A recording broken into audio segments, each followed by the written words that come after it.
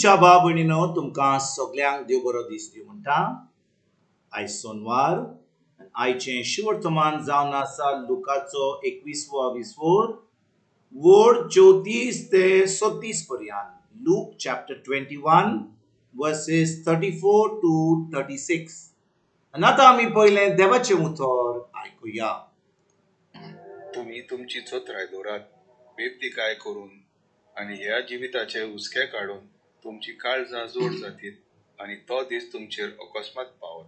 आख्खे पृथ्वीचेर असलेल्या सगळ्या मनशांचेर फास कसो तो येतलो. येवच्यो आसात त्या घडण्यां मदल्यान सुरक्षीतपणे फुडें वचूंक आणि मनशाच्या पुता मुखार भिरांती विणे उबी रावंक तुमकां गोठाय मेळचे खातीर सगळ्या वेळार मागणें करून जागृत रावात. प्रितीच्या बा भयणीनो, आयज जे शिवर्तमान आमी वाचलां वोड 34 ते 36 पर्यंत जेजू आमकां जागृत रावपाची गरज आमकां सांगता. जागृत राव म्हणटा. आनी आयज ह्या 36 वोडीन तो कितें आमकां सांगता. तो म्हणटा येवचो आसा त्या घडण्यां मदलें सुरक्षीतपणी फुडें वचूंक आनी मनशाच्या पुता मुखार भिरांती विणी उबी रावंक तुमकां घोटाय मेळचे खातीर सगळ्या वेळार मागणें करून जागृत रावात. भाव भयणीनो, आमी सगळीं जाणो की जेजू एक दीस येतलो म्हणून. तो पयलो आयलो बाळका भाशेन आनी आमी थोड्या दिसांनी आमी नातालांची परब करतले. पूण तो वेच्या आदीं ताणें आमकां सांगलां की तो पोत्तून येतलो म्हणून.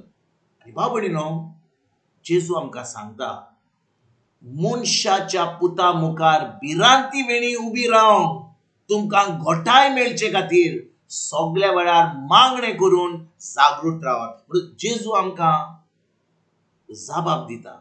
तो प्रश्न घालता आनी ताचो जाबाबूय दिता. तो म्हणटा एक दीस तो येतलो आनी जेन्ना तो येतलो तो शांतीन येवचो ना, तो मोगान येवचो ना, तो आमची जोडटी करपाक येतलो.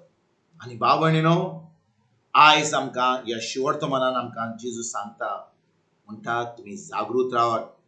कित्याक ज्यो घडण्यो घडटल्यो तो येवच्या आदीं तो एकदम वायट घडण्यो घडटल्यो. आनी भाव भयणीनो, हें जें घडटलें आमकां सांगपाक जेजू आमकां भिरांतीन घालूंक सोदता काय, आमकां एका हुस्क्यान घालून सोदता काय? ना भाव भयणीनो, तो आमकां कित्याक सांगता? कित्याक तो आमकां एक उमेद दिवंक सोदता तयारी करपाची. आनी आमी तयारी कशे भाशेन करूंक शकता? आमी तयारी करूंक शकता ताच्या उतरा वरवीं. जेन्ना आमी ताचें उतर आयकता तें उतर आमी ताच्या उतराचेर नियाळ कोत्ता, तें उतर आमी पाळटा. आतां भाव भयणीनो, आमी आतां कसलीं फळां दिवंक पावतले? आमी देवाच्या राज्याची फळां दिवपाक पावतले. आमी खरीपणी एक शांतीचीं फळां, मोगाचीं फळां, काकुतकायेचीं फळां आमी दिवपाक पावतले. आनी भाव भयणीनो, आमी जाणो की जेन्ना आमी ह्या संवसारान आसा सैतान येता, आमकां ताळणी घालता, आमकां त्रासान उडयता. आनी तो जाणो की जेजू पोत्तून येवपाचो आसा म्हणून. आनी जेजू पोत्तून येवचो आसा म्हणून तो आतां कितें करता? तो जितले मनशांचे त्रास करून तांकां त्रासान उडोवंक तांकां खूब एके भाशेन भणकणीन घालूंक तो सोदता. आनी भाव भयणीनो, जेन्ना आमी देवाच्या उतरान रिगून रावता, देवाचें उतर आमी पाळटा, तो येता आमचे कडेन, आमकां ताळणी घालता, आमकां बोन करूंक सोदता. कित्याक आमी जेन्ना देवाच्या उतरान आमी रिगता, देवाच्या उतरा प्रमाणे आमी चलता, सैतानाची राजवडकी आतां काबार जायत वता. सैतानाच्या राजवडकीन आमी खूब एके भाशेन सगळे त्रास करता आमी. पूण भाव भयणीनो, सैतान कितें करता? सैतान जो लोक देवाचेर आड येतात, देवाचो मोग करिना, तांकां वापुरता आनी आपलें काम करता. म्हणटच भाव भयणीनो, हें आतां कशें जाता?